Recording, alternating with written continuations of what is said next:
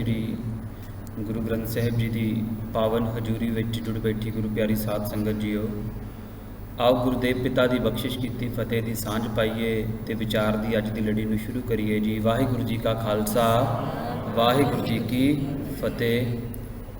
पिछली बार साध संगत के उपर जिहड़ी विचार हुई सी साध संगत, उस दे विच एक नुकता साझा किया गया सी कि साध संगत उन्हां पावन रूहां का इकट्ठ हुंदा जिहड़े अपने जीवन नूं बदलना चाहुंदियां, गुरु दे नाल जोड़ना चाहुंदियां जां अपने आप नूं साधना चाहुंदियां हैगियां। ते उस दे विच भाई वीर सिंह ते प्रोफैसर पूरन सिंह दे जीवन की एक घटना का जिक्र भी किया सी कि जदों इंसान एक जुड़ी हुई रूह दे नाल उहदी संगत मानदा ते उसके जीवन दे विच किस तरह जिहड़ा परिवर्तन आ जाता हैगा आ। ते अज दी विचार जिहड़ी हैगी आ उसनूं भाई गुरदास जी दे उस पावन बचन दे नाल शुरू करांगे, जिस विच ओह कहिंदे ने, साध संगत सच खंड है, आए झरोखै खोले बारी। हुण इत्थे ध्यान देना कि एक शब्द वरतिया भाई साहब जी ने, झरोखा ते बारी। ये झरोखा की हुंदा सी, ये बारी की हुंदी सी, इस नूं जानन दे लई सानूं हिंदुस्तान के इतिहास नूं जानना पेगा साध संगत जी। जिवें अज किसी पोलीटिकल लीडर ने या किसी देश के प्राइम मिनिस्टर ने अपनी जनता नूं एड्रैस करना हुंदा ते ओह मीडिया के थ्रू आके गलबात करते हैगे आ। असी फिर सोशल मीडिया के थ्रू भी देखते हैं जां टैलीविजन के थ्रू उन्हां दीयां जिहड़ियां स्पीचस हैगियां आ ओह सुणदे हैगे आ। पर भारतीय इतिहास के विच जिहड़े राजे महाराजे हुंदे सी उन्हां ने एक झरोखा दर्शन नां दी परंपरा शुरू की हुंदी सी कि जदों सवेर हुंदी सी तो अपने महल की बारी दे विच आके खलोंदे हुंदे सी ते सामने थल्ले जिहड़ी जनता सी ओह खलोंदी सी आके। फिर बादशाह जिहड़ा सी अपने देश की प्रजा नूं दर्शन दिंदा हुंदा सी ते जे किसी नूं कोई सवाल हुंदा सी जां जे किसी दे कोई तकलीफ पीड़ा हैगी आ वो बादशाह नूं दसदे हुंदे सी आके। इस तरीके दे नाल जनता ते बादशाह दा जिहड़ा एक रिश्ता सी वो बनिया रहिंदा सी। जनता नूं ये महसूस हुंदा सी कि बादशाह साडे नाल जुड़िया होया, अपनी प्रजा दी अपनी आवाम दी ये गलबात सुन रहा हैगा। मुगलों ने भी इस प्रथा नूं जारी रखिया, पर औरंगजेब ने अपने राज दे कोई जदों 10 साल उहदे पूरे हुंदे उदों ये बंद कर दिता। उस दे पिछे कारण की सी, कहंदा इहदे नाल जिहड़ी आदम परस्ती हुंदी आ कि लोग मनुख नूं पूजना शुरू कर दिंदे ने, जो इस्लामिक शरीयत दे विरुद्ध हैगा आ। इस करके क्योंकि अपने आप में एक सच्चा मुसलमान साबित करना चाहुंदा सी, उसने ये महसूस किया कि ये जिहड़ी रीत चल रही आ ये शरा दे जिहड़ी आ वो विरुद्ध हैगी, इसनूं बंद हो गया। तो हुण जदों भाई गुरदास जी ये बचन करते हैं, साध संगत सच खंड है, आए झरोखै खोले बारी। साध संगत शब्द सच खंड आ कि जिस पावन जगह ते असी बैठे हाँ, असी गुरु दरबार भी बोलते हैं, पर भाई गुरदास जी ने यह भी जिक्र किया कि साध संगत नूं सचखंड समझना। असी अज जिहड़ा शब्द सचखंड हैगा जां स्वर्ग हैगा आ, ये ज़्यादातर उदों वरतते हैं जदों कोई अकाल चलाना कर जाता है। असी फिर अरदास भी कहने हैं, गुरु पातशाह इसनूं सचखंड च निवास बख्शना।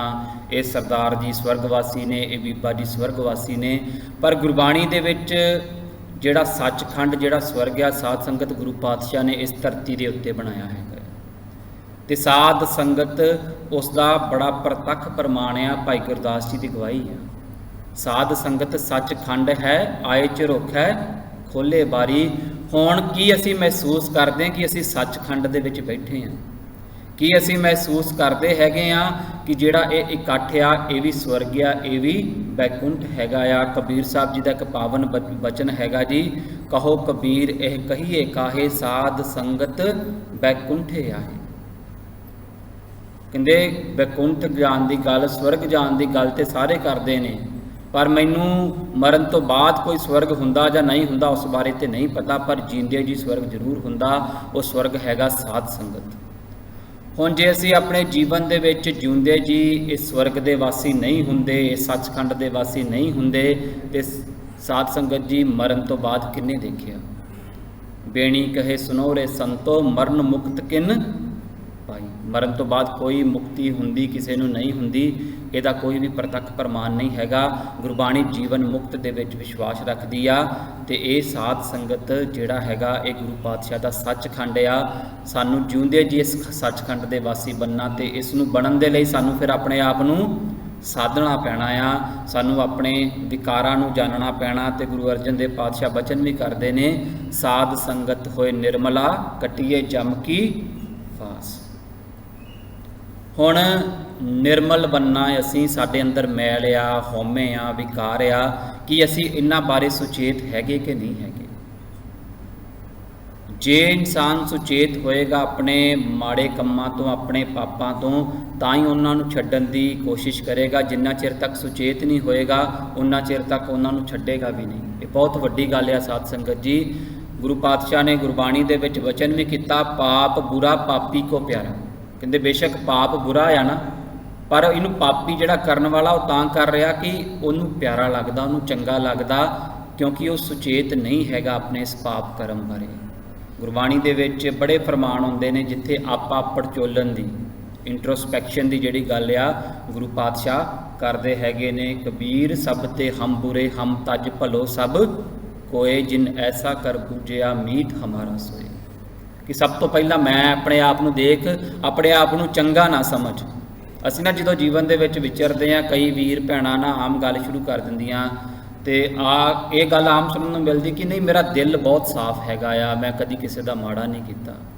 ਚੰਗੀ ਗੱਲ ਆ ਜੇ ਗੁਰੂ ਪਾਤਸ਼ਾਹ ਨੇ ਦਿਲ ਪਵਿੱਤਰ ਰੱਖਿਆ, ਪਰ ਸਾਧ ਸੰਗਤ ਜਿਹੜਾ ਅਸਲ ਸੱਚ ਆ ਨਾ ਗੁਰਬਾਣੀ ਦੇ ਵਿੱਚ ਗੁਰੂ ਪਾਤਸ਼ਾਹ ਕਹਿੰਦੇ ਆ ਜੋ ਜੋ ਦੀਸੇ ਸੋ ਸੋ ਰੋਗੀ, ਕਿ ਜਿਹੜਾ ਹਉਮੈ ਰੋਗ ਸਾਰਿਆਂ ਨੂੰ ਲੱਗਾ ਤੇ ਕੋਈ ਵੀ ਇਸ ਤੋਂ ਬਚਿਆ ਨਹੀਂ ਹੈਗਾ। ਤੇ ਜਦੋਂ ਅਸੀਂ ਆਪਣੇ ਵਿਕਾਰਾਂ ਵੱਲ, ਆਪਣੇ ਗੁਨਾਹਾਂ ਵੱਲ, ਆਪਣੇ ਐਬਾਂ ਵੱਲ ਝਾਤੀ ਮਾਰਦੇ ਹਾਂ ਤੇ ਜਿੰਨਾ ਚਿਰ ਤੱਕ ਸਾਨੂੰ ਇਹ ਮਹਿਸੂਸ ਨਹੀਂ ਹੁੰਦਾ ਕਿ ਇਹ ਮੇਰੇ ਅੰਦਰ ਮੈਨੂੰ ਰੱਬ ਨਾਲੋਂ ਤੋੜ ਰਹੇ ਨੇ, ਅਸੀਂ ਇਹਨਾਂ ਨੂੰ ਛੱਡਣਾ ਵੀ ਨਹੀਂ ਚਾਹਾਂਗੇ। ਗੁਰੂ ਅਰਜਨ ਦੇਵ ਪਾਤਸ਼ਾਹ ਦੇ ਜੀਵਨ ਦੀ ਇੱਕ ਸਾਖੀ ਆਉਂਦੀ ਆ ਜੀ। ਭਾਈ ਪੁਰੀਆ ਤੇ ਭਾਈ ਚੂਹੜ ਚੌਧਰੀ ਗੁਰੂ ਪਾਤਸ਼ਾਹ ਦੇ ਸਿੱਖ ਬਣਦੇ ਆ। ਚੌਧਰੀ ਹੈਗੇ ਆ, ਕਾਰ ਵਿਹਾਰ ਬਹੁਤ ਵੱਡਾ ਸੀ, ਬਿਜ਼ਨਸਮੈਨ ਸੀ ਤੇ ਰੋਜ਼ ਆਪਣੇ ਜੀਵਨ ਦੇ ਵਿੱਚ ਜਿਹੜਾ ਬਿਜ਼ਨਸਮੈਨ ਹੁੰਦਾ ਉਹਨਾਂ ਨੂੰ ਕਈ ਲੋਕਾਂ ਨਾਲ ਮਿਲਣਾ ਪੈਂਦਾ। ਵਪਾਰ ਕਰਦਿਆਂ ਫਿਰ ਕਈ ਤਰ੍ਹਾਂ ਦੇ ਸੱਚ ਝੂਠ ਵੀ ਚੱਲਦੇ ਹੈਗੇ ਆ। ਤੇ ਜਦੋਂ ਗੁਰੂ ਦਰਬਾਰ ਦੇ ਵਿੱਚ ਆਉਂਦੇ, ਗੁਰੂ ਪਾਤਸ਼ਾਹ ਦਾ ਬਚਨ ਸੁਣਦੇ ਆ ਕਿ ਜੇ ਝੂਠ ਦੇ ਰਾਹ ਤੇ ਤੁਰੋਗੇ ਤੇ ਫਿਰ ਸਤਿਗੁਰਾਂ ਦਾ ਰਾਹ ਨਹੀਂ ਮਿਲਣਾ। ਇਹ ਬਚਨ ਜਿਹੜਾ ਹੈਗਾ ਉਹਨਾਂ ਦੇ ਮਨ ਤੇ ਲੱਗਦਾ ਹੈਗਾ ਤੇ ਉਹਨਾਂ ਦੇ ਮਨ ਦੇ ਅੰਦਰ ਇਹ ਸਵਾਲ ਹੁੰਦਾ ਕਿ ਜੇ ਅਸੀਂ ਸੱਚ ਬੋਲਾਂਗੇ ਫਿਰ ਸਾਡਾ ਵਪਾਰ ਨਹੀਂ ਚੱਲਣਾ, ਸੰਸਾਰ ਨਹੀਂ ਚੱਲਣਾ। ਜੇ ਝੂਠ ਬੋਲਾਂਗੇ ਤੇ ਗੁਰੂ ਨੇ ਸਾਨੂੰ ਪ੍ਰਵਾਨ ਨਹੀਂ ਕਰਨਾ। ਤੇ ਗੁਰੂ ਪਾਤਸ਼ਾਹ ਕੋਲ ਆ ਕੇ ਬੇਨਤੀ ਕਰਦੇ ਕਿ ਇਹਦਾ ਹੱਲ ਦੱਸੋ। ਤੇ ਗੁਰੂ ਪਾਤਸ਼ਾਹ ਕਹਿੰਦੇ ਆ ਸਭ ਤੋਂ ਵੱਡੀ ਗੱਲ ਇਹ ਆ ਕਿ ਤੁਸੀਂ ਆਪਣੇ ਗੁਨਾਹਾਂ ਵੱਲੋਂ ਸੁਚੇਤ ਹੋ ਚੁੱਕੇ ਹੋ। ਤੁਹਾਡੇ ਮਨ ਦੇ ਵਿੱਚ ਇਹ ਥਾਟ ਆ ਚੁੱਕਾ ਕਿ ਇਹ ਗੁਨਾਹ ਨੇ, ਇਹ ਪਾਪ ਨੇ, ਇਹ ਐਬ ਨੇ। ਹੁਣ ਛੱਡਣੇ ਕਿਸ ਤਰ੍ਹਾਂ ਹੈਗੇ? ਛੱਡਣੇ ਇਸ ਤਰ੍ਹਾਂ ਆ ਕਿ ਤੁਸੀਂ ਜੋ ਵੀ ਆਪਣੇ ਜੀਵਨ ਦੇ ਵਿੱਚ ਰੋਜ਼ਾਨਾ ਕਰੋ, ਪਾਪ ਤੇ ਪੁੰਨ ਕਰਮ ਜਿੰਨੇ ਵੀ ਕਰੋ ਉਹਨੂੰ ਇੱਕ ਕਾਗਜ਼ ਤੇ ਲਿਖ ਲਿਆ ਕਰੋ। ਪਾਪ ਕਿੰਨੇ ਕੀਤੇ ਆ ਤੇ ਪੁੰਨ ਕਿੰਨੇ ਕੀਤੇ ਹੈਗੇ ਆ। ਤੇ ਕਹਿੰਦੇ ਜਦੋਂ ਵੀ ਤੁਸੀਂ ਮਹੀਨੇ ਬਾਅਦ ਮੇਰੇ ਦਰਸ਼ਨਾਂ ਨੂੰ ਲਾਓ ਤੇ ਉਹ ਜਿਹੜਾ ਤੁਹਾਡਾ ਲੇਖਾ ਜੋਖਾ ਹੋਏਗਾ ਮੈਨੂੰ ਪੜ੍ਹ ਕੇ ਸੁਣਾਉਣਾ ਹੈਗਾ ਤੁਸੀਂ। ਤੇ ਸਿੱਖਾਂ ਦੀ ਭਗਤਮਾਲ ਦੇ ਵਿੱਚ ਇਸ ਦਾ ਜ਼ਿਕਰ ਕੀਤਾ ਹੈਗਾ ਕਿ ਉਹ ਸਿੱਖ ਫਿਰ ਜਦੋਂ ਸਾਧ ਸੰਗਤ ਵਿੱਚ ਜਾਂਦੇ ਨੇ ਤੇ ਹੁੰਦਾ ਕੀ ਆ, ਤਾਂ ਉਹ ਜਿਵੇਂ ਸਾਧ ਸੰਗਤ ਕਰਨ ਤੇ ਸ਼ਬਦ ਬਾਣੀ ਸੁਣਨ ਤਿਵੇਂ ਤਿਵੇਂ ਪਾਪਾਂ ਤੇ ਉਹਨਾਂ ਨੂੰ ਭੋ ਆਵੇ। ਹੁਣ ਸਾਧ ਸੰਗਤ ਆਪਾਂ ਜਿੰਨੇ ਵੀ ਇੱਥੇ ਬੈਠੇ ਆ, ਵਿਚਾਰਾਂ ਤੋਂ ਪਹਿਲਾਂ ਗੁਰੂ ਘਰ ਦੇ ਕੀਰਤਨੀਏ ਕੀਰਤਨ ਕਰ ਰਹੇ ਸਨ, ਗੁਰੂ ਦਾ ਸ਼ਬਦ ਅਸੀਂ ਸੁਣ ਰਹੇ ਸੀ, ਉਹਦੇ ਨਾਲ ਮੀਨਿੰਗ ਪੜ੍ਹ ਰਹੇ ਸੀ, ਜਾਂ ਹੁਣ ਜਿਹੜੀ ਵਿਚਾਰ ਚੱਲ ਰਹੀ ਆ ਅਸੀਂ ਇੱਕ ਕੰਨਾਂ ਕਰਕੇ ਸੁਣਨੀ ਆ, ਇੱਕ ਮਨ ਕਰਕੇ ਸੁਣਨੀ ਆ। ਜਦੋਂ ਸਾਡਾ ਮਨ ਸੁਣੂਗਾ ਤੇ ਸਾਨੂੰ ਪਤਾ ਲੱਗੂਗਾ ਗੁਰੂ ਪਾਤਸ਼ਾਹ ਦਾ ਹੁਕਮ ਤੇ ਸੱਚ ਦੇ ਮਾਰਗ ਤੇ ਚੱਲਣ ਦਾ, ਜਾਂ ਗੁਰੂ ਪਾਤਸ਼ਾਹ ਮੈਨੂੰ ਇਸ ਜੀਵਨ ਦੀ ਸੇਧ ਦੇ ਰਹੇ ਨੇ। ਹੁਣ ਜੇ ਮੈਂ ਨਹੀਂ ਚੱਲ ਰਿਹਾ ਤੇ ਮੇਰੇ ਮਨ ਦੇ ਵਿੱਚ ਇੱਕ ਥਾਟ ਆਉਣਾ ਸੁਭਾਵਿਕ ਹੀ ਹੈਗਾ, ਮੈਂ ਚੱਲ ਕਿਉਂ ਨਹੀਂ ਪਾ ਰਿਹਾ। ਸਾਡੇ ਅੰਦਰ ਇੱਕ ਅਨਕੰਫਰਟ ਅਸੀਂ ਫੀਲ ਕਰਨਾ ਸ਼ੁਰੂ ਕਰ ਦਿੰਦੇ ਹੈਗੇ। ਇਹ ਚੰਗੀ ਗੱਲ ਆ, ਕਿਉਂਕਿ ਜਿੰਨਾ ਚਿਰ ਤੱਕ ਉਹ ਸਾਨੂੰ ਮਹਿਸੂਸ ਨਹੀਂ ਹੋਏਗਾ ਅਸੀਂ ਆਪਣੇ ਆਪ ਨੂੰ ਬਦਲਣ ਦੀ ਕੋਸ਼ਿਸ਼ ਨਹੀਂ ਕਰਾਂਗੇ। ਫਿਰ ਉਹ ਜਦੋਂ ਸਾਧ ਸੰਗਤ 'ਚ ਆਉਂਦੇ ਨੇ ਭਾਈ ਚੂਹੜ ਚੌਧਰੀ ਤੇ ਭਾਈ ਪੁਰੀਆ ਜੀ, ਤੇ ਉਹ ਜਿਹੜੇ ਬਚਨ ਸੁਣਦੇ ਨੇ ਉਹਨਾਂ ਨੂੰ ਡਰ ਲੱਗਣਾ ਸ਼ੁਰੂ ਹੋ ਜਾਂਦਾ ਕਿ ਮਾੜੇ ਕਰਮ ਛੱਡਣੇ ਹੈਗੇ ਆ। ਫਿਰ ਜਦੋਂ ਗੁਰੂ ਪਾਤਸ਼ਾਹ ਦੇ ਦਰਬਾਰ ਦੇ ਵਿੱਚ ਜਾਂਦੇ ਹੈਗੇ ਆ, ਜਾ ਕੇ ਆਪਣੇ ਪਾਪ ਤੇ ਪੁੰਨਾਂ ਦਾ ਜਿਹੜਾ ਚਿੱਠਾ ਹੁੰਦਾ ਸੀ ਉਹ ਸੁਣਾਉਂਦੇ ਆ, ਤੇ ਫਿਰ ਸ਼ਰਮ ਆਉਣੀ ਵੀ ਸ਼ੁਰੂ ਹੋ ਜਾਂਦੀ ਹੈ ਉਹਨਾਂ ਨੂੰ ਕਿ ਅਸੀਂ ਰੋਜ਼ਾਨਾ ਕਰ ਕੀ ਰਹੇ ਹੈਗੇ ਆ। ਇੱਥੇ ਇੱਕ ਨੁਕਤਾ ਬਹੁਤ ਵਿਚਾਰਨ ਵਾਲਾ, ਅਸੀਂ ਆਮ ਲੋਕਾਂ ਕੋਲ ਸੁਣਿਆ ਹੋਏਗਾ ਕਿ ਸੌਣ ਤੋਂ ਪਹਿਲਾਂ ਨਾ ਇਨਸਾਨ ਨੂੰ ਇੱਕ ਵਾਰੀ ਇਹ ਜ਼ਰੂਰ ਸੋਚਣਾ ਚਾਹੀਦਾ ਕਿ ਅੱਜ ਮੈਂ ਆਪਣੇ ਪੂਰੇ ਦਿਨ ਦੇ ਵਿੱਚ ਕੀ ਕੀਤਾ ਹੈਗਾ ਹੈ। ਉਹਦੀ ਵਿਚਾਰ ਕਰਨੀ, ਉਹ ਵੀ ਇੱਕ ਪਾਪ ਪੁੰਨਾਂ ਦਾ ਲੇਖਾ ਜੋਖਾ ਹੈਗਾ ਜਿਹੜਾ ਅਸੀਂ ਆਪਣੇ ਆਪ ਕਰਨਾ ਹੈਗਾ। ਪਰ ਜਿਹੜਾ ਕਰੇਗਾ ਉਹ ਜੇ ਚੰਗੇ ਕਰਮ ਕਰ ਰਿਹਾ ਤੇ ਉਹਨੂੰ ਗੁਰੂ ਦੀ ਬਖਸ਼ਿਸ਼ ਸਮਝੇਗਾ, ਤੇ ਜੇ ਮਾੜੇ ਕਰਮ ਕਰ ਰਿਹਾ ਉਹਨਾਂ ਕੋਲ ਸੁਚੇਤ ਹੀ ਹੋ ਕੇ ਉਹਨਾਂ ਨੂੰ ਫਿਰ ਛੱਡਣ ਦੀ ਜਿਹੜੀ ਆ ਉਹ ਕੋਸ਼ਿਸ਼ ਕਰੇਗਾ। ਤੇ ਸਾਖੀਕਾਰ ਲਿਖਦਾ ਕਿ 6 ਮਹੀਨਿਆਂ ਦੇ ਵਿੱਚ ਉਹਨਾਂ ਦੇ ਜਿਹੜੇ ਪਾਪ ਕਰਮ ਨੇ ਹੌਲੀ ਹੌਲੀ ਘਟਦੇ ਬਿਲਕੁਲ ਪੁੰਨ ਕਰਮ ਹੀ ਰਹਿ ਜਾਂਦੇ ਨੇ। ਇੱਕ ਮਨੋਵਿਗਿਆਨਿਕ ਪਰਪੇਖ ਹੈਗਾ ਸਾਧ ਸੰਗਤ ਜੀ, ਸਾਈਕੋਲੋਜੀਕਲੀ, ਕਿ ਅਸੀਂ ਆਪਣੇ ਆਪ ਨੂੰ ਬਦਲਣਾ ਚਾਹੁੰਦੇ ਕਿ ਨਹੀਂ। ਤੇ ਜਦੋਂ ਅਸੀਂ ਸਾਧ ਸੰਗਤ ਦੇ ਵਿੱਚ ਆਉਣਾ ਆ, ਜੋ ਵੀ ਇੱਥੇ ਸੁਣਨਾ ਆ ਉਹ ਸੁਣ ਕੇ ਸਾਡੇ ਮਨ 'ਤੇ ਅਸਰ ਹੋ ਰਿਹਾ ਕਿ ਨਹੀਂ ਹੋ ਰਿਹਾ, ਫਿਰ ਸਾਡਾ ਜੀਵਨ ਬਦਲ ਰਿਹਾ ਕਿ ਨਹੀਂ ਬਦਲ ਰਿਹਾ, ਇਹ ਸਵਾਲ ਅਸੀਂ ਕਰਨਾ ਹੈਗਾ ਆ ਆਪਣੇ ਆਪ ਨੂੰ। ਫਿਰ ਅਗਲੀ ਸਾਖੀ ਆਉਂਦੀ ਆ ਜੀ ਗੁਰੂ ਨਾਨਕ ਪਾਤਸ਼ਾਹ ਤੇ ਭਾਈ ਮਰਦਾਨੇ ਦੇ ਜੀਵਨ ਦੀ। ਹਜੇ ਭਾਈ ਮਰਦਾਨਾ ਜੀ ਗੁਰੂ ਨਾਨਕ ਪਾਤਸ਼ਾਹ ਦੇ ਸਾਥੀ ਨਹੀਂ ਬਣੇ, ਪਿੰਡ ਦੇ ਹੋਣ ਕਰਕੇ ਜਾਣ ਪਹਿਚਾਣ ਹੈਗੀ ਆ, ਤੇ ਭਾਈ ਮਰਦਾਨਾ ਜੀ ਨੂੰ ਰਾਗਾਂ ਦੀ ਸੋਝੀ ਹੈਗੀ ਆ। ਤੇ ਗੁਰੂ ਨਾਨਕ ਪਾਤਸ਼ਾਹ ਨੇ ਜਦੋਂ ਭਾਈ ਮਰਦਾਨਾ ਜੀ ਦਾ ਰਾਗ ਸੁਣਿਆ ਤੇ ਉਹਨਾਂ ਨੂੰ ਇਹ ਬਚਨ ਪੁੱਛਿਆ, ਤਾਂ ਸਾਹਿਬ ਪੁੱਛਿਆ, ਭਾਈ ਤੇਰਾ ਨਾਂ ਕਿਆ ਹੈ, ਕਿ ਤੁਹਾਡਾ ਨਾਂ ਕੀ ਹੈਗਾ ਆ। ਤੇ ਭਾਈ ਮਰਦਾਨਾ ਜੀ ਕਹਿੰਦੇ ਨੇ ਜੀ ਲੋਕ ਮੈਨੂੰ ਦਾਨਾ ਕਹਿੰਦੇ ਨੇ, ਪਹਿਲਾ ਨਾਂ ਦਾਨਾ ਦੱਸਦੇ ਨੇ ਇਸ ਸਾਖੀ ਦੇ ਅਨੁਸਾਰ। ਤੇ ਗੁਰੂ ਪਾਤਸ਼ਾਹ ਕਹਿੰਦੇ ਨੇ ਤੁਸੀਂ ਰਬਾਬ ਭਲੀ ਵਜਾਉਂਦੇ ਹੋ, ਤੁਹਾਡੀ ਰਬਾਬ ਦੇ ਵਿੱਚ ਜਾਦੂ ਹੈਗਾ ਆ, ਤੁਹਾਨੂੰ ਰਾਗਾਂ ਦੀ ਬਹੁਤ ਸੋਝੀ ਹੈਗੀ ਆ, ਪਰ ਜੇ ਤੂੰ ਸਾਡੀ ਸੰਗਤ ਕਰੇ ਤੇ ਇਹ ਰਾਗ ਸ਼ਬਦ ਪਾਏ ਕੇ ਗਾਵੇਂ ਤਾਂ ਅਸੀਂ ਤੇਰਾ ਦੀਨ ਦੁਨੀਆ ਵਿੱਚ ਉਧਾਰ ਕਰੀਏ। ਸਾਖੀਕਾਰ ਦੇ ਬਚਨ ਆ ਕਿ ਤੇਰੇ ਕੋਲ ਰਾਗਾਂ ਦੀ ਸੋਝੀ ਤੇ ਹੈਗੀ ਆ, ਪਰ ਤੂੰ ਸਾਡੀ ਸੰਗਤ ਕਰ। ਸੰਗਤ ਕਿਹਦੀ? ਸ਼ਬਦ ਦੀ ਸੰਗਤ ਕਰੋ ਤੇ ਅਸੀਂ ਤੁਹਾਡਾ ਦੀਨ ਤੇ ਦੁਨੀਆ ਦੇ ਵਿੱਚ ਉਧਾਰ ਕਰਾਂਗੇ।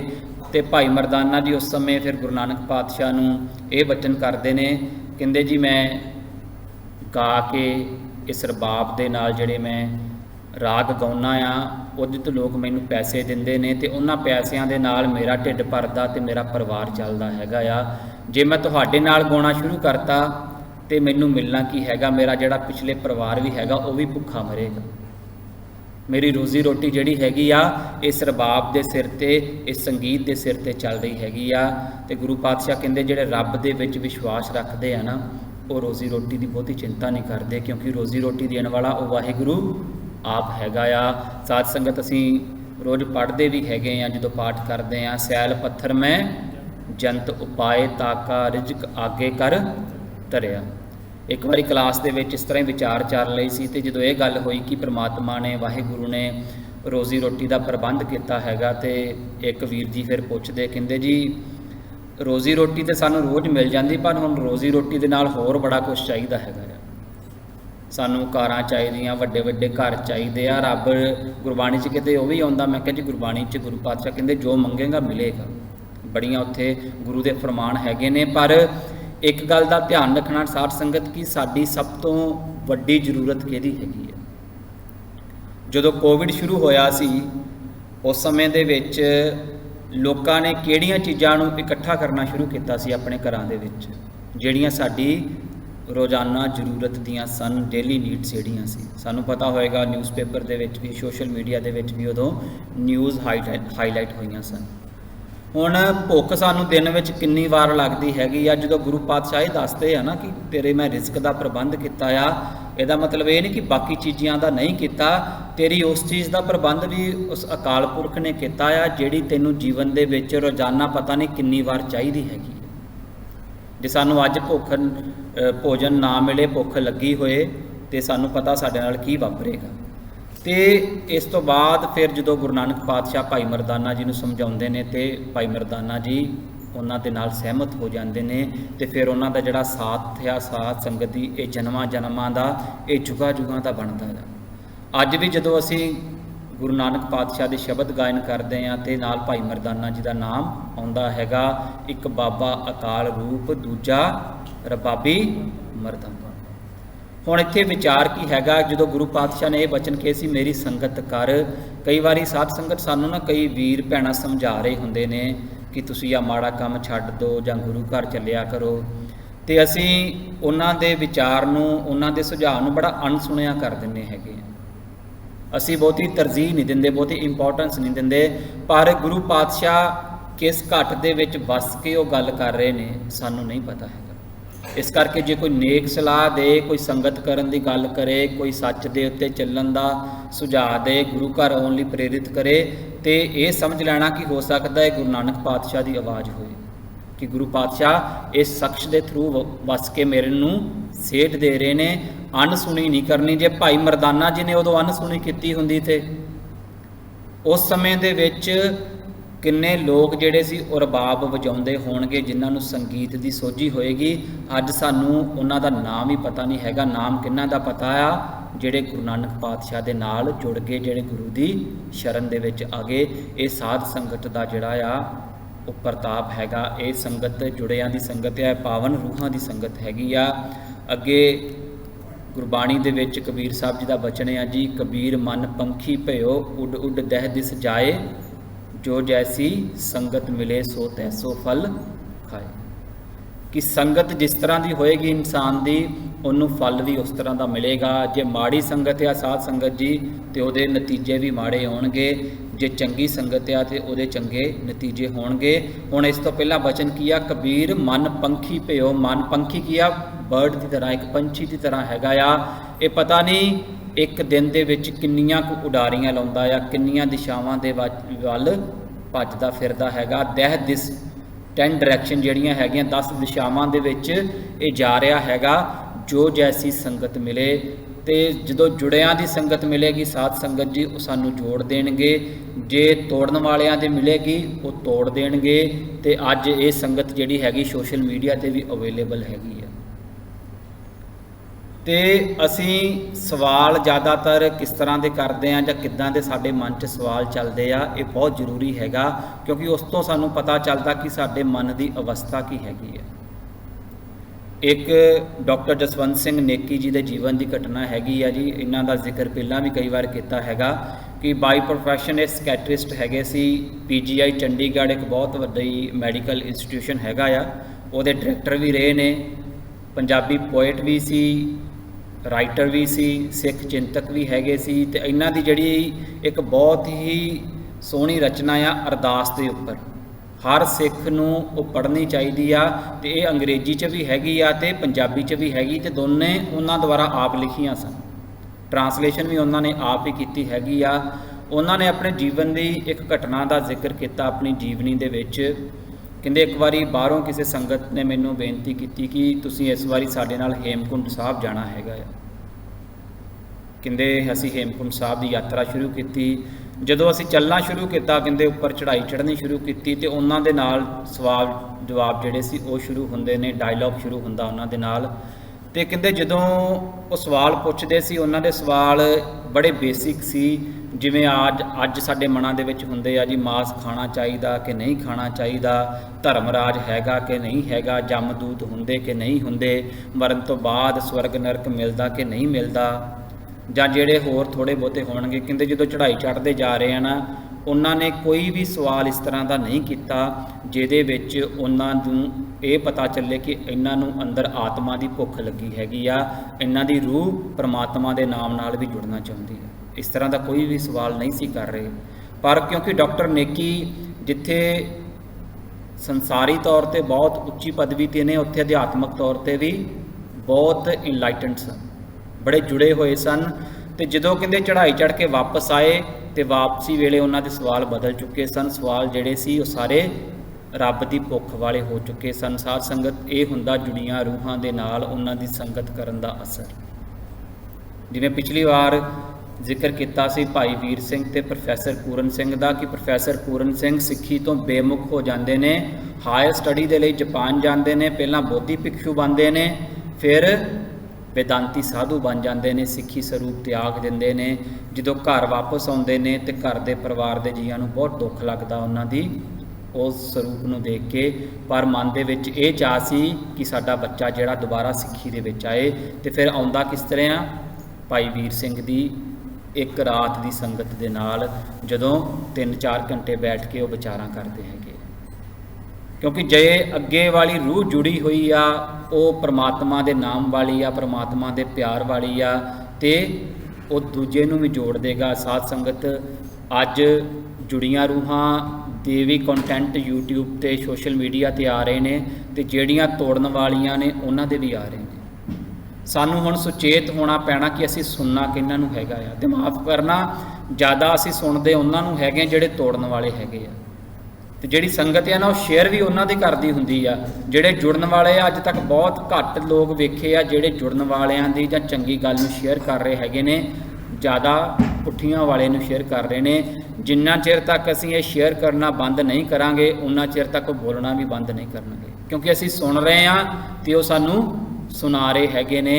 ਇਸ ਕਰਕੇ ਇਹ ਵਰਤਾਰਾ ਜਿਹੜਾ ਹੈਗਾ ਉਹ ਚੱਲਦਾ ਜਾ ਰਿਹਾ। ਸਾਨੂੰ ਸੁਚੇਤ ਹੋਣ ਦੀ ਲੋੜ ਆ। ਸਾਨੂੰ ਇਹੋ ਜਿਹਿਆਂ ਵੀਰਾਂ ਤੋਂ ਭੈਣਾਂ ਤੋਂ ਦੂਰ ਰਹਿਣਾ ਚਾਹੀਦਾ। ਗੁਰਬਾਣੀ ਦੇ ਵਿੱਚ ਗੁਰੂ ਪਾਤਸ਼ਾਹ ਦਾ ਬਚਨ ਆ ਜੀ, ਕਬੀਰ ਸਾਕਤ ਸੰਗ ਨਾ ਕੀਜੀਏ ਦੂਰੇ ਜਾਈਏ ਭਾਗ, ਕਿ ਜਿਹੜਾ ਰੱਬ ਤੋਂ ਟੁੱਟਿਆ ਨਾ, ਕਬੀਰ ਸਾਹਿਬ ਕਹਿੰਦੇ ਨੇ ਉਹਦਾ ਸੰਗਤ ਨਾ ਕਰ, ਉਹਦੇ ਤੋਂ ਦੂਰ ਭੱਜ ਜਾ। ਜੇ ਤੂੰ ਉਹਨੂੰ ਵੇਖ ਵੀ ਰਿਹਾ ਨਾ ਤੇ ਉਹਨੂੰ ਦੋ ਹੱਥ ਜੋੜ ਕੇ ਤੇ ਉੱਥੇ ਤੋਂ ਪਾਸਾ ਵੱਟ ਜਾ। ਹੁਣ ਇਹ ਪਾਸਾ ਵੱਟਣਾ ਕਿਉਂ ਆ? ਇਹ ਸਾਡੇ ਸਾਰਿਆਂ ਦੇ ਜੀਵਨ ਦਾ ਅਨੁਭਵ ਹੋਏਗਾ। ਕਈ ਵਾਰੀ ਅਸੀਂ ਇਸ ਤਰ੍ਹਾਂ ਦੇ ਮਨੁੱਖਾਂ ਦੇ ਨਾਲ ਬੈਠਦੇ ਹੈਗੇ ਕਿ ਅਸੀਂ ਉਹਨਾਂ ਦੇ ਨਾਲ 5, 10, 15 ਮਿੰਟ ਬੈਠਣ ਤੋਂ ਬਾਅਦ ਬੜਾ ਅਨਕੰਫਰਟ ਫੀਲ ਸ਼ੁਰੂ ਕਰ ਦਿੰਦੇ ਹਾਂ, ਕਿਉਂਕਿ ਜਿਹੜੇ ਵਿਚਾਰ ਸ਼ੁਰੂ ਕਰ ਰਿਹਾ ਹੈਗਾ ਆ ਉਹਦੇ ਵਿੱਚ ਸਾਨੂੰ ਪਤਾ ਕਿ ਇਹ ਮੇਰੀ ਅੰਦਰ ਦੀ ਜਿਹੜੀ ਹੈਗੀ ਆ ਨਾ, ਮੇਰਾ ਸਿਸਟਮ ਉਹਦੇ ਨਾਲ ਮੈਚ ਨਹੀਂ ਕਰ ਰਹੇ ਹੈਗੇ। ਤੇ ਜ਼ਿਆਦਾਤਰ ਜਿਹੜੇ ਲੋਕ ਨੇ ਉਹ ਵਿਚਾਰ ਸੰਸਾਰੀ ਕਰਦੇ ਨੇ ਤੇ ਪਰਮਾਤਮਾ ਦੇ ਵਿਚਾਰ ਬਹੁਤ ਘੱਟ ਹੁੰਦੇ ਨੇ, ਜਿਸ ਕਰਕੇ ਸਾਡਾ ਸੰਸਾਰ ਅੱਜ ਪਰੇਸ਼ਾਨ ਵੀ ਹੋ ਰਿਹਾ ਸਾਧ ਸੰਗਤ ਜੀ। ਕਿਉਂਕਿ ਸਾਰਾ ਦਿਨ ਅਸੀਂ ਬਿਜ਼ਨਸ 'ਤੇ ਰਹਿਣਾ, ਜੌਬ 'ਤੇ ਰਹਿਣਾ, ਕੰਮ ਕਰਨਾ ਆ, ਤੇ ਰੱਬ ਦੀਆਂ ਵਿਚਾਰਾਂ ਕਦੋਂ ਕਰਦੇ ਆ? ਜਦੋਂ ਅਸੀਂ ਸਿਰਫ ਗੁਰੂ ਦਰਬਾਰ ਦੇ ਵਿੱਚ ਬੈਠੇ ਹੈਗੇ ਆ। ਇਹ ਵਿਚਾਰਾਂ ਸਾਡੀਆਂ ਹਮੇਸ਼ਾ ਚੱਲਣੀਆਂ ਚਾਹੀਦੀਆਂ ਆ। ਭਾਵੇਂ ਅਸੀਂ ਕਾਰ ਡਰਾਈਵ ਕਰ ਰਹੇ ਹਾਂ ਉੱਥੇ ਵੀ ਬਾਣੀ ਸੁਣ ਸਕਦੇ ਹਾਂ। ਜੇ ਘਰ ਪਰਿਵਾਰ ਦੇ ਜੀਆਂ 'ਚ ਬੈਠੇ ਹਾਂ ਅਸੀਂ ਸਾਧ ਸੰਗਤ ਉੱਥੇ ਵੀ ਕਰ ਸਕਦੇ ਹਾਂ। ਸਾਧ ਸੰਗਤ ਸਿਰਫ ਗੁਰੂ ਘਰ ਦੇ ਵਿੱਚ ਆ ਕੇ ਨਹੀਂ ਹੁੰਦੀ। ਸਾਧ ਸੰਗਤ ਜੀ ਜਿੱਥੇ ਵੀ ਦੋ ਰੱਬ ਦੀਆਂ ਰੂਹਾਂ ਜੁੜ ਕੇ ਬੈਠ ਜਾਣ ਉਹ ਸਾਧ ਸੰਗਤ ਹੋ ਜਾਂਦੀ ਹੈ। ਜਿੱਥੇ ਰੱਬ ਦੀ ਗੱਲ ਹੋਏ ਉਹ ਸਾਧ ਸੰਗਤ ਹੁੰਦੀ ਆ। ਹੁਣ ਇਹ ਸਾਡੇ 'ਤੇ ਡਿਪੈਂਡ ਕਰਦਾ ਕਿ ਅਸੀਂ ਇਹ ਕਰਨੀ ਕਿੰਨਾ ਚਿਰ ਹੈਗੀ ਆ। ਤੇ ਭਾਈ ਗੁਰਦਾਸ ਜੀ ਦਾ ਬਚਨ ਹੈਗਾ ਜੀ, ਸਾਧ ਸੰਗਤ ਸੱਚ ਬਾਗ ਹੈ, ਸ਼ਬਦ ਸੁਰਤ ਗੁਰਮੰਤ ਸਚਾਵਾ। ਇਹ ਬਾਗ ਆ, ਇਹ ਗਾਰਡਨ ਹੈਗਾ ਆ। ਮਾਫ ਕਰਨਾ ਜੇ ਅਸੀਂ ਧਿਆਨ ਦਈਏ ਇੱਕ ਵਾਰ ਕਿ ਸਿੰਗਾਪੁਰ ਦੇ ਵਿੱਚ ਸਾਨੂੰ ਇਹਨੂੰ ਗਾਰਡਨ ਸਿਟੀ ਵੀ ਕਿਹਾ ਜਾਂਦਾ, ਕਿੰਨੇ ਦਰਖਤ ਹੈਗੇ ਨੇ। ਤੇ ਜਦੋਂ ਦਰਖਤਾਂ ਨੂੰ ਇੱਕ ਜਗ੍ਹਾ ਤੇ ਇਕੱਠਾ ਕਰ ਦਿੱਤਾ ਜਾਂਦਾ ਤੇ ਉਹ ਬਾਗ ਹੋ ਜਾਂਦਾ ਤੇ ਉਹ ਚੀਜ਼ਾਂ ਬਹੁਤ ਸੋਹਣੀਆਂ ਲੱਗਦੀਆਂ। ਜੇ ਇਸ ਧਰਤੀ ਦੇ ਉੱਤੇ ਦਰਖਤ ਨਾ ਹੋਣ, ਬਾਗ ਨਾ ਹੋਣ, ਤੇ ਜਿਹੜਾ ਸੋਚ ਕੇ ਦੇਖੋ ਇਹ ਧਰਤੀ ਕਿਸ ਤਰ੍ਹਾਂ ਦੀ ਲੱਗੇ। ਇਸੇ ਤਰ੍ਹਾਂ ਅਸੀਂ ਇੱਕ ਦਰਖਤ ਦੀ ਤਰ੍ਹਾਂ ਆ। ਜਦੋਂ ਅਸੀਂ ਸਾਰੇ ਇਕੱਠੇ ਹੋ ਕੇ ਬੈਠਾਂਗੇ ਤੇ ਉਹ ਦਰਖਤ ਜਿਹੜਾ ਹੈਗਾ ਆ ਉਹ ਸਾਧ ਸੰਗਤ ਦਾ ਬਾਗ ਹੋ ਜਾਏਗਾ ਤੇ ਇਹ ਬਾਗ ਸੁਹਾਵਣਾ ਲੱਗੇਗਾ। ਇਹ ਬਾਗ ਦੇ ਵਿੱਚ ਸੱਚ ਦੀ ਗੱਲ ਹੋਏਗੀ ਤੇ ਸਾਡਾ ਜੀਵਨ ਜਿਹੜਾ ਆ ਉਹ ਬਦਲੇਗਾ। ਹੁਣ ਜਿਹੜੀ ਆ ਵਿਚਾਰਾਂ ਦੀ ਅਸੀਂ ਅੱਜ ਲੜੀ ਖਤਮ ਕਰ ਰਹੇ ਹਾਂ, ਇਹ ਵਿਚਾਰ ਸ਼ੁਰੂ ਹੋਏ ਸੀ ਨਾਮ ਰਸ ਦੀ ਦੀਵਾਨ ਨੂੰ ਲੈ ਕੇ, ਕਿ ਜਦੋਂ ਨਾਮ ਰਸ ਹੁੰਦਾ ਸਾਧ ਸੰਗਤ ਜੀ ਉਸ ਸਮੇਂ ਸਾਡੇ ਮਨ ਦੇ ਵਿੱਚ ਬੜਾ ਚਾਅ, ਉਤਸ਼ਾਹ, ਭਰੋਸਾ 4 ਦਿਨ ਲਈ ਹੁੰਦਾ ਆ। ਸੰਗਤ ਦੇ ਵਿੱਚ ਬੜੀ ਇਹ ਭਾਵਨਾ ਵੇਖੀ ਜਾਂਦੀ ਆ ਕਿ ਪਾਲਕੀ ਨੂੰ ਮੋਢਾ ਦੇਣ ਦੇ ਲਈ ਬੜੀ ਸੰਗਤ ਉਤਾਵਲੀ ਹੁੰਦੀ ਆ। ਸੁੱਖ ਆਸਣ ਦੀ ਸੇਵਾ, ਪ੍ਰਕਾਸ਼ ਦੀ ਸੇਵਾ ਬੜੀ ਅਸੀਂ ਚਾਅ ਨਾਲ, ਉਤਸ਼ਾਹ ਨਾਲ ਕਰਦੇ ਹੈਗੇ। ਪਰ ਜਦੋਂ ਨਾਮ ਰਸ ਖਤਮ ਹੋ ਜਾਂਦਾ ਸਾਡਾ ਉਹ ਉਤਸ਼ਾਹ, ਉਹ ਚਾਅ ਮੱਧਮ ਪੈ ਜਾਂਦਾ ਹੈ। ਫਿਰ 2 ਸਾਲ ਬਾਅਦ ਫਿਰ ਨਾਮ ਰਸ ਆਉਂਦਾ, ਫਿਰ ਸਾਡਾ ਉਤਸ਼ਾਹ ਉੱਥੇ ਵੇਖਣ ਨੂੰ ਮਿਲਦਾ। अब पिछले 2 साल की हुंदा सानू, क्योंकि सुख आसन की प्रकाश की सेवा गुरु घरां दे विच रोज़ हुंदी हैगी आ।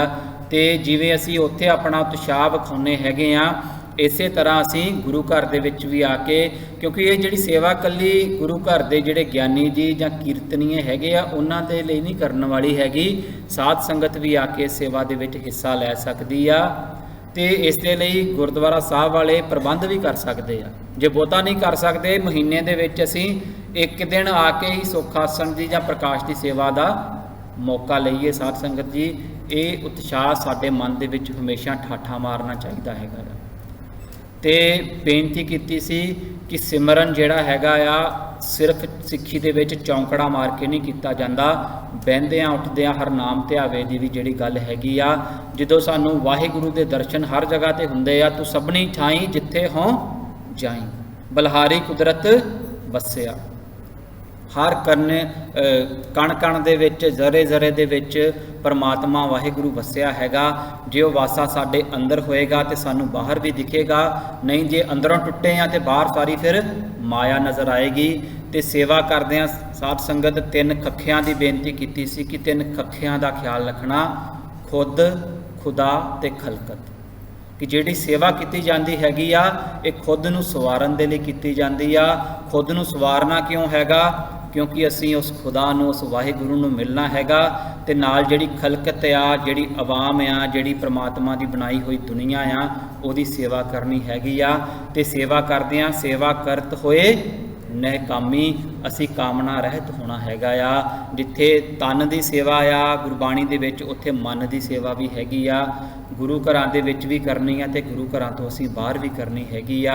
ਇਹ ਸਾਰੀਆਂ ਜਿਹੜੀਆਂ ਬੇਨਤੀਆਂ ਨੇ ਸਾਧ ਸੰਗਤ ਜੀ, ਇਹਨਾਂ ਜਿਹੜੀ ਵਿਚਾਰਾਂ ਦੇ 6 ਇਹਦੀਆਂ ਵਿਚਾਰਾਂ ਹੋਈਆਂ ਨੇ, ਉਹਨਾਂ ਦੇ ਵਿੱਚ ਕੀਤੀ ਗਈ ਸੀ। ਹੁਣ ਜਿਹੜੀ ਅਗਲੀ ਵਿਚਾਰਾਂ ਦੀ ਲੜੀ ਸ਼ੁਰੂ ਹੋਏਗੀ ਉਹ ਸਿੰਘ ਸਭਾ ਲਹਿਰ ਦੇ ਉੱਤੇ ਹੋਏਗੀ, ਕਿਉਂਕਿ ਇਸ ਸਾਲ ਉਸ ਦਾ 150 ਸਾਲਾ ਜਿਹੜਾ ਹੈਗਾ ਆ ਉਸ ਨੂੰ ਸ਼ੁਰੂ ਹੋਇਆ, ਉਸ ਲਹਿਰ ਨੂੰ ਪੂਰੇ ਹੋਣੇ ਆ। ਤੇ ਇਸ ਲਹਿਰ ਦੇ ਸ਼ੁਰੂ ਹੋਣ ਦੇ ਕਾਰਨ ਕੀ ਸੀ, ਕਿਉਂ ਸ਼ੁਰੂ ਕੀਤੀ ਗਈ, ਕਿਸ ਤਰ੍ਹਾਂ ਦੀਆਂ ਚੁਣੌਤੀਆਂ ਅੱਜ ਤੋਂ 150 ਸਾਲ ਪਹਿਲਾਂ ਸਿੱਖਾਂ ਨੇ ਵੇਖੀਆਂ ਤੇ ਉਹਨਾਂ ਦੇ ਹੱਲ ਦੇ ਲਈ ਉਹਨਾਂ ਨੇ ਕੀ ਕੁਝ ਕੀਤਾ, ਤੇ ਮੌਜੂਦਾ ਸਮੇਂ ਦੇ ਵਿੱਚ ਸਾਨੂੰ ਕੀ ਕਰਨ ਦੀ ਲੋੜ ਹੈਗੀ ਆ ਜੇ ਅਸੀਂ ਸਿੱਖੀ ਦਾ ਪ੍ਰਸਾਰ, ਸਿੱਖੀ ਨੂੰ ਫੈਲਾਉਣਾ ਚਾਹੁੰਦੇ ਆ, ਘਰ ਘਰ ਦੇ ਵਿੱਚ ਗੁਰਬਾਣੀ ਨੂੰ ਪਹੁੰਚਾਉਣਾ ਚਾਹੁੰਦੇ ਆ, ਉਹਦੇ ਲਈ ਸਾਨੂੰ ਕੀ ਕਰਨ ਦੀ ਲੋੜ ਹੈਗੀ ਹੈ। ਸਾਰੀਆਂ ਜਿਹੜੀਆਂ ਵਿਚਾਰਾਂ ਨੇ ਇਹ ਆਉਣ ਵਾਲੀ ਜਿਹੜੀ ਵਿਚਾਰਾਂ ਦੀ ਲੜੀ ਹੋਊਗੀ ਉਹਦੇ ਵਿੱਚ ਆਪ ਜੀ ਦੇ ਨਾਲ ਸਾਂਝੀਆਂ ਕੀਤੀਆਂ ਜਾਣਗੀਆਂ। ਤੇ ਸਾਧ ਸੰਗਤ ਜੀ, ਅੱਜ ਦੀ ਵਿਚਾਰ ਨੂੰ ਜਿਹੜੀ ਅਸੀਂ ਕਨਕਲੂਡ ਕਰ ਰਹੇ ਹਾਂ ਕਿ ਆ ਸਿੱਖੀ ਦੇ 3 ਥੰਮ ਨੇ, ਸੇਵਾ, ਸਿਮਰਨ ਤੇ ਸਾਧ ਸੰਗਤ।